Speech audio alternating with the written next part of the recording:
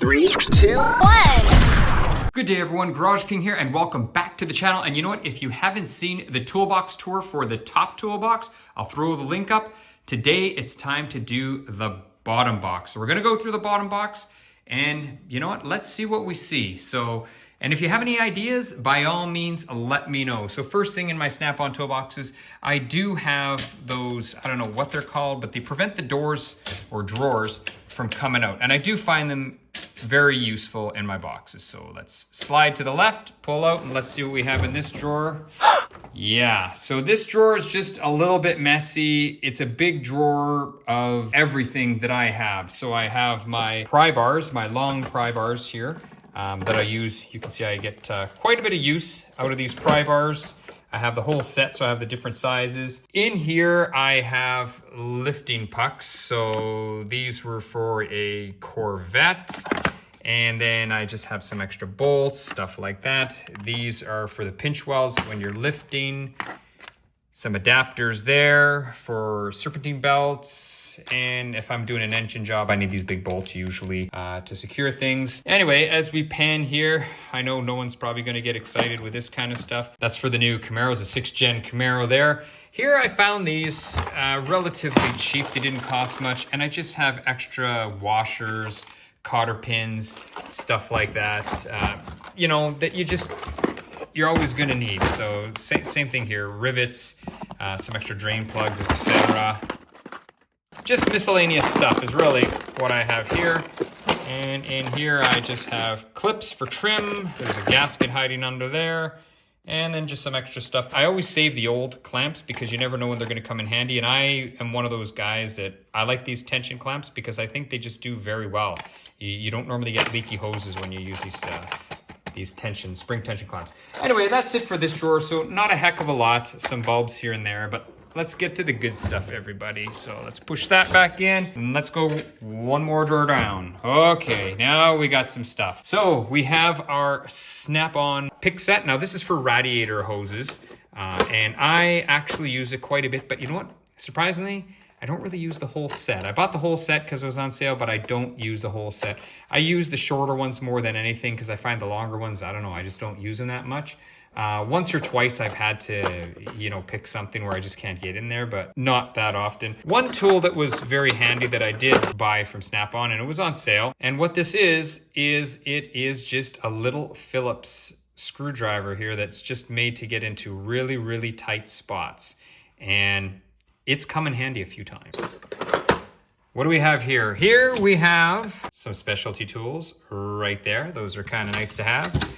This is probably one of my most used tool. It is a Snap-on. It's pretty much worn out. CP38, and I think it's designed to get out cotter pins. I'm trying to focus on it so you can see it there. Yeah, and I don't know, it's just twisted in such a way that I use this thing all the time. It's one of my first tools that I bought and I absolutely like it. And if you look at it compared to these picks, it's kind of similar to this one, but I don't know, like this one, it just doesn't work.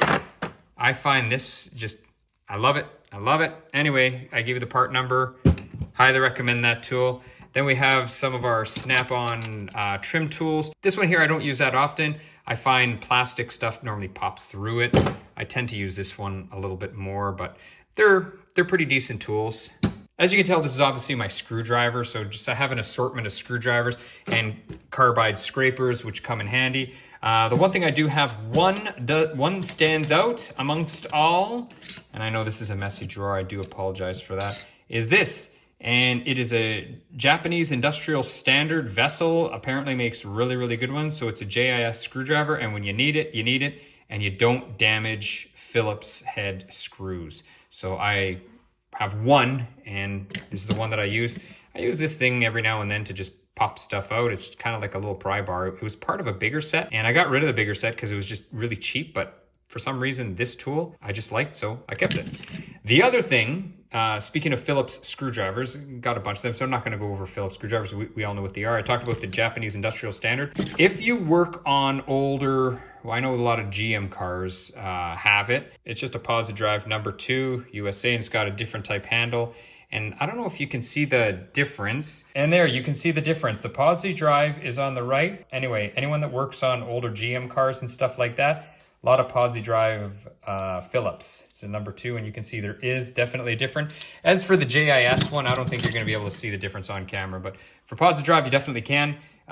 What can I say? A lot of wear on my screwdrivers. I've warrantied them a few times. Snappy's been good with me. Oh, the other thing I do have, believe it or not, I know my dealer says no one ever buys these things, but I do. Number 7, number 8, and I was thinking of even getting number 10. It's just nut drivers.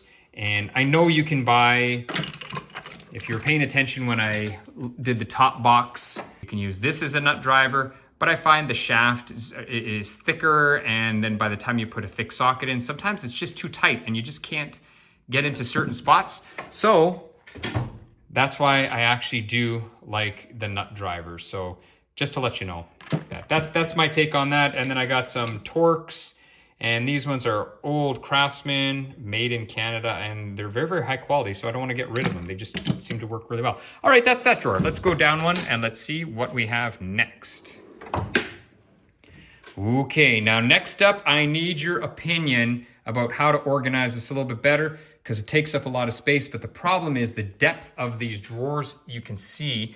In this toolbox anyway, I think I'm only 1.5 inches, so the problem is I don't have a lot of depth. That's my problem. So I have these cheap China ones that have come in handy every now and then, not too often. They're quite long. They're called like duckbill or stork pliers or something like that. I wouldn't spend a lot of money on those because I definitely don't use them a lot. One thing I do use sometimes, which is kind of interesting, are these medical grade pliers. They're like needle nose, and you can lock them and they stay locked. And they're great for, you know, when you have to clamp something and it's a really, really tight area. And anyway, I actually do use these. I use these suckers all the time. This is what I use for hose clamp pliers. It's a Blue Point set. I've talked about this a few times in some of my other videos, and I just find that this one works really good compared to the other ones that, well, you don't see in here anymore because I sold them off. I wasn't happy with them, and this one just works really, really well. And if this one doesn't do it, then I do use this one, if you pay attention before, this snap-on one. But I find that I don't use it that often just because it's kind of cumbersome and big. But if it's really hard to get to, then I'll use it.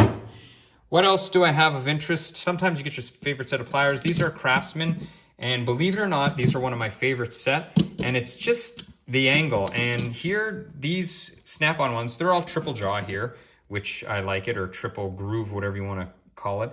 And they look very, very similar to these ones, but believe it or not, I use the Craftsman quite a bit, but the snap-ons have much, much better quality jaws and gripping. Hands down, there's just no comparison. They are much better. And just for fun, I bought this little one here. I thought it was cute, and I actually wound up using it. One of the other interesting pairs of pliers, this is for taking off bolts. You can see it's not like a normal pair of pliers here. So it opens up and you put a bolt in there, or you don't put a bolt in there, but it's for nuts. So this one is quite handy to have, especially if you're working on the inside of doors and stuff where there's a nut that's just hard to get to. These I bought off Amazon and I like them. They're in the foam case here. They're, I don't know what you call them, but they're great for pulling out fuses and stuff like that. These are for plastic and soft wire only. There we go, plastic and soft wire only. So these ones. So I've used them to get into tight spots and stuff, and these ones work okay. Okay, I made these years ago, and I'm just gonna talk about them because you can't buy them. I took some steel and I actually made grooves in the steel. You can see there's the groove in the steel. I was so cheap in the beginning because everyone knows you don't have money when you're starting out as a mechanic. And I don't even know what brand name this is if we can read it. It's just, oh, it actually says Sears on it. And these ones I used before I splurged and bought these. So that's what these ones were actually. They were the Garageking design for clamping pliers. And you know what? I don't even know if they make these snap-ons anymore, but I don't like these ones. I like never use them. They came in some set. I used them a few times, and I don't know. I just don't care for the feel for them, and I don't like them. I actually like my Craftsman's a lot better, or I will use the newer style snap-ons down there, but don't like those ones. Anyway, that's pretty much it for my plier drawer. Let's move along and see what we have coming up next. All right, we have another plier drawer, and we have miscellaneous paraphernalia. So very quickly, let's just say there's a bunch of different pliers in here. These ones come in super handy. They're actually by Mac Tools. This is for cutting radiator hoses. I use this quite often when I have to trim things. So this is a very good tool. It's by Mac Tools. Really like it. I have electrical, you can see the sun's coming in there now. Electrical wire insulation stripper. And this is by Klein Tools, good manufacturer. What else do I have? I have a chain for doing engine jobs. Is this a snap-on? I forget what this is. It is a snap-on. This is for doing valve spring retainers. I'm actually surprised I bought that. I must have been doing a few jobs at the time because I haven't used it recently. What else do I have here? I have piston ring pliers. These are for CV-boo clamps, as you would know, and you can put 2 half-inch breaker bars in it if you really have to reef on them. But you know what? You can put a torque wrench in one too. Some of them actually, I believe, had certain torques. One of my viewers actually turned me on to these. These ones here are actually, well, they're imitation snap-ons. So they got this nice end here where you can put a hex key in, and they are made by Malco. So these are the snap-on ones. My viewer that turned me on to these ones, thank you for that. So I got them all. So small, medium, large, and you know what? I even got these ones, which I haven't used yet, but they were just so cheap, they're on clearance. I thought to myself, why not? Why wouldn't I buy them? And even the really big ones right here. So I literally got myself a whole set and it was like way, way cheaper than Snap-on. These are very interesting pliers right here. These ones are Craftsman. They don't make them anymore, but these are those self-adjusting ones. So you open them up and then what happens is whatever these have some type of spring locking mechanism. Won't work for my finger here, but say for example, you want to clamp this thing. So you just go like this and then see, now it just automatically adjusts to whatever. So they're good for little things, but you can't put a whole bunch of torque on them. So that's the only thing with these. Here, these are for when you're doing fuel lines. Yeah, I can't even pronounce that, Otakar or something like that. And they're really good for that. They're designed exactly for that. There we got some spark plug pliers. And what else do we have? We actually have a bearing puller thing there. Couple things for brakes, for calipers, for pushing the pistons apart. You just ratchet it and that comes apart. That's kind of handy. Anyway, that's this drawer. Let's move to, oh wait, sorry. And then in there's your dial indicator you mount if you're checking rotor runout or something like that or whatever. All right, let's get to the next drawer. All right, here we're starting to get to some interesting stuff. So here we have some channel lock, water pump pliers, whatever you want to call them, slip joint. These are the bigger ones that just don't fit in the other drawers. They're just various manufacturers. Use them in different types of videos. Let's go through some of these boxes, what I have here. So here we have cooling system tester. I've shown this on a few of my videos. It's an old one that I bought from Snap-on, but I actually use it quite often. Because it was so old, these adapters were sort of getting obsolete. So working on BMWs and stuff, I just had to buy some different adapters. So that's all got some different adapters. And then here you have, if you're doing some diagnosis, that's just a vacuum fuel pump pressure kit. And from Mac Tools here, we got a few Mac Tools here, some not all Snap-on. That's just for turning in brake calipers for rear brakes when you're doing them, when you got the parking brake, and you got to twist that piston in. There's your torque angle. Everyone makes these now, but when they first came out, it was like a big deal for Snap-on. I always put it back in the box. You can see it's yellowed, and all the time I would use this for doing specifically head bolts. Everyone knows what this is. If you've ever had to take apart or undo a crank bolt on a Honda, you'll know exactly what that is, what I'm talking about there. Some flaring tools. This is interesting, little tracer line. And that's just for checking for air conditioning leaks. Oh yeah, there, perfect. See, do you see it on the screen? Look at it blowing there now, look, right there. I do use that and I wrap it up as much as I can because that crap gets everywhere. And then in here we have for timing belts, these plastic things, you stick them in timing belts. That's about it for this one. A couple little things here and there, but nothing really of too much interest there. Let's go to the next drawer. All right, this drawer's getting heavy, and this one's this is an interesting drawer, folks. So here we have miscellaneous gaskets when I put an engine together, and I just had extra parts for no reason. No, I'm just kidding. These are just extra gaskets that I never used when a lot of times you're working at a dealership and you just order a full gasket set and you actually don't use it because you don't take everything apart. And then here we just have a hose. Let's take this top piece out here. All right, where do I start? I guess we start at the top. So here, these are just a bunch of drill bits just there. I find sometimes, I know you can get the cobalt bits, which is a lot better, and I do have a few packs of the cobalts in another cabinet, but sometimes when you know you really got to beat on drill bits and just treat them like crap, a big set like this is great because you can almost just use a drill bit and throw it out. Tap and die set. So, and you can see I like to put everything back, but anyway, there's the dies on the bottom, taps are on the top. This is for just doing oil pans. I bought it super cheap because it was on sale and I've never actually even used it, this piece here, but I thought it'd be really handy. So you put it on your quarter drive and you got all these little pads. So if you have to get into really tight areas. Some more tap stuff, a nice autometer gauge, some dies, master bleeder set. So yeah, here, if you're doing a master cylinder, you have all your, I guess, different components to bleed your master cylinder. So you get all different thread pitch sizes and everything, and a thread pitch gauge. This is actually a really good set. I've used it a lot. For the top box I showed you when I was doing the top box, I have a whole bunch of plastic ones that I just saved, but I use plastic ones most time. But if not, then I just use those. Compression gauge set. Everybody needs one. Absolutely love it. This is one thing I don't regret buying at all. I do like this one. I find it's just very, very good quality. It's held up well over the years. Probably wondering what's this Titan thing? Well, Snap-on was way too much money, so I save where I can. And this 3/4 inch, sort of like a torque wrench. So you put your big bar on here and your socket on there, and you twist and you set the torque that you want. Anyway, how many times have I used this? I think 3 times, but it cost me like not too much. I think it was like $100 or something. All right, now here we're getting to some more interesting stuff. Silverline. What does Silverline sell? Everyone knows what that's for. Doing brakes, right? When you're bleeding brakes. Snap-on rethreading kit.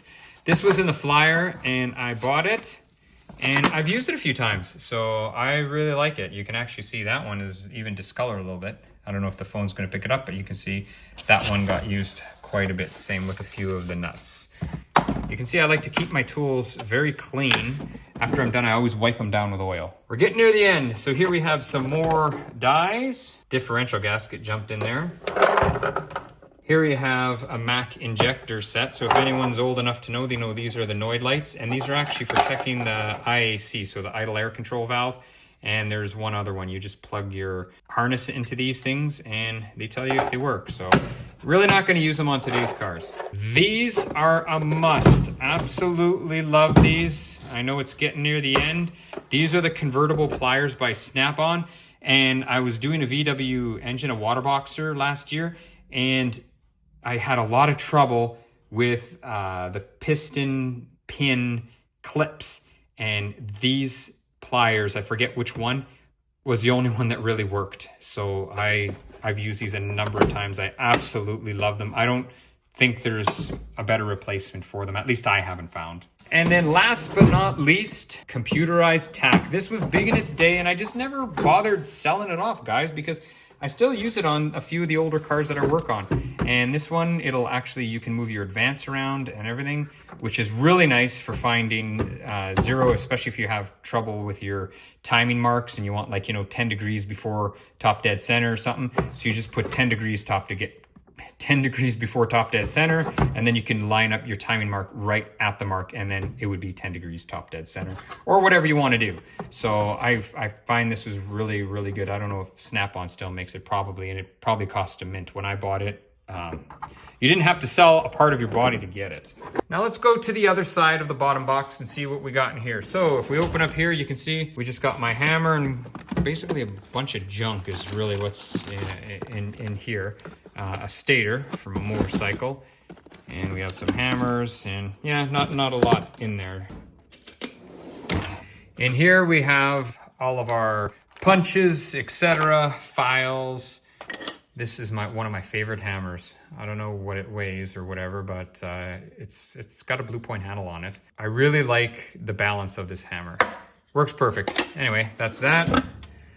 Let's move one more. And there's some torque wrenches, that's it.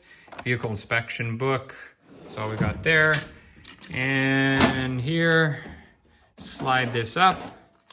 You can see we just got some extra stickers that I'll have to put on one day, some decals, fender cover, a little book, and there you go, steering wheel lock remover. And before I let you go, what I can show you is on the bottom, I got some of my shop tools here, even if I pull them out. Here's different shop tools when I'm working on things. So from Cool Tools, this was actually kind of handy. It's not in the toolbox for the Toolbox Tour, it's more of a shop tool. And that is for just pressing things together. When you're working with nylon hoses, because they're not the easiest things to work with.